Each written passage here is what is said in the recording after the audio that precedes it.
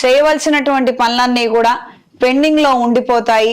చేయాలన్న ఆలోచన ఉంటుంది, ఉత్సాహాన్ని కలిగి ఉంటారు. కానీ ఏ ఒక్క పని కూడా పురోగతిలో ఉండకపోవచ్చు. ఎక్కడికక్కడే ఆగిపోవడము, ఎంత ప్రయత్నించినా కూడా ముందుకు కదలకపోవడము, ఈ రకమైనటువంటి సమస్యలు తరచుగా ఏర్పడవచ్చు. వృత్తి నిమిత్తం అదనపు బరువు బాధ్యతలతో సతమతం అవుతారు.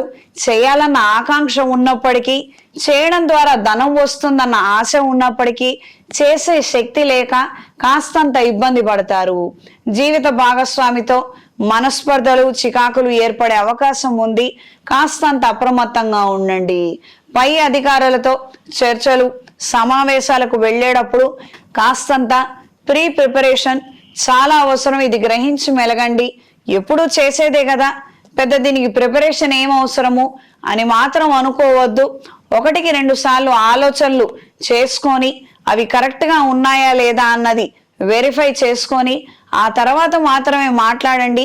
దీని ద్వారా మీకు ఉపయుక్తంగా ఉంటుంది. ధనాదాయం కోసం ఒకానొక స్థిరాస్తిని అమ్మివేసి తద్వారా వచ్చిన ధనంతో కొత్త వ్యాపారాన్ని మొదలు పెట్టాలన్న ఆలోచనలు ఏర్పడతాయి.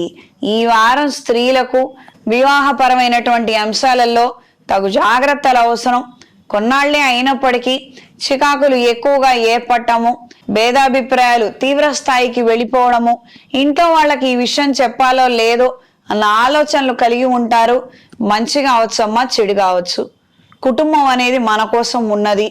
మన కుటుంబం అని అనుకుంటాము. మనకు కష్టం వచ్చినా నష్టం వచ్చినా మంచి జరిగినా చెప్పుకోవడానికి నలుగురు ఇంట్లో ఉన్నప్పుడు ఖచ్చితంగా మనసు విప్పి వాళ్ళతో మాట్లాడే ప్రయత్నం చేయండి. బయట వాళ్ళు ఎవరో, ముక్కు మొహం తెలీదు, వీళ్ళు స్నేహితులు కావచ్చు, లేకపోతే దూర బంధువులు కావచ్చు, కొలీగ్స్ కావచ్చు, వీళ్ళందరికన్నా కూడా మనకి ఫస్ట్ ప్రయారిటీ, ప్రిఫరెన్సు కుటుంబంలో వాళ్ళకి ఇవ్వండి. వాళ్ళకు మనసులో ఉన్న మాట చెప్పే ప్రయత్నం చెయ్యండి. మీకంటూ ఏదైనా అయితే మొదట వచ్చి నిలబడేది వాళ్ళే. ఇది గ్రహించి మెలగండి. మనం బాగున్నంత కాలము, మనం సంపాదిస్తున్నంత కాలమే స్నేహితులు కావచ్చు, సహోద్యోగులు కావచ్చు, ఇతర ఎవరైనా కావచ్చు, వాళ్ళు మన మొహం చూస్తారు. డబ్బులు సంపాదించకపోయినా కూడాను, మనకి చేత కాకపోయినా కూడాను ఒక లిమిట్ వరకు కూడా దాటి మరి మనకు అండగా నిలబడేది మన వాళ్ళే.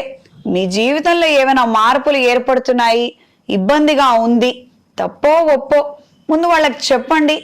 వాళ్ళు మంచి నిర్ణయం తీసుకుంటారు. నిర్ణయం తీసుకున్నంత మాత్రాన ఇంప్లిమెంట్ చేయాల్సిన అవసరం లేదు. ఇది గ్రహించి మెలగండి. ఇక్కడ ఒక చిన్న విషయం చెప్తాను. ఏదో భార్యాభర్తల మధ్య గొడవలు ఉన్నాయి, ఆ అబ్బాయి ప్రవర్తన బాగాలేదు, మీరు ఎంత ఓపిక చేసుకొని ఉన్నప్పటికీ కూడా చికాగ్గా ఉంది. ఈ విషయం ఇంట్లో వాళ్ళకి చెప్తే విడాకులు తీసుకోమని చెప్తారు. విడాకులు తీసుకొని విడబడడం నాకు ఇష్టం లేదు, అందుకని ఈ విషయాన్ని నేను ఇంట్లో వాళ్ళకి చెప్పను. ఇది తప్పు పద్ధతి. ఉన్న విషయాన్ని చెప్పాలి, ఏమైనా పరిష్కారాలు ఉంటే చూసుకోవాలి, చెయ్యాలి. ఆ తర్వాత ఇవన్నీ అయిన తర్వాత కూడా ఒకవేళ వాళ్ళు విడబడమని అంటే దానికి సంబంధించినటువంటి విధంగా పరిస్థితులన్నీ కూడా చేయి జాటిపోతే అప్పుడు నిర్ణయం తీసుకోవాలి.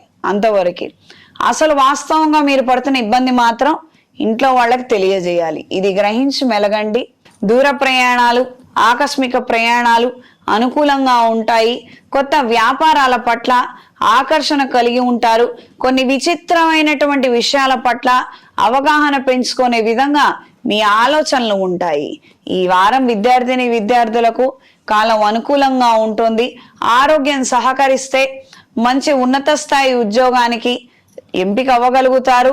ఆ విధంగా పరీక్షల్లో పాల్గొనగలుగుతారు. అన్ని విధాలుగా బాగుంటుంది. ఆరోగ్య విషయాలలో మాత్రం తగు జాగ్రత్తలు అవసరం. ఆఖరి నిమిషంలో మార్పులు ఏర్పడవచ్చు. ఈ వారం సింహరాశి వారికి కలిసొచ్చే రంగు నీలం, కలిసొచ్చే దిక్కు పడమర, కలిసొచ్చే సంఖ్య 6. ప్రతిరోజు ఇంద్రాణి స్తోత్రాన్ని పఠించండి. భార్యాభర్తల మధ్య సఖ్యత లేక చికాకులు కలుగుతున్నట్లయితే రాబోయే గురువారం రోజున శివపార్వతుల కళ్యాణాన్ని జరిపించండి. మహాపాశుపత హోమాన్ని జరిపించండి. అనుకూలమైన మార్పులు ఏర్పడతాయి. మెడలో ఇంద్రాణి డాలర్ని ధరించండి. ఇంట్లో వ్యాపార ప్రదేశాలలో త్రిశూల్ పౌడర్తో ధూపం వేయండి.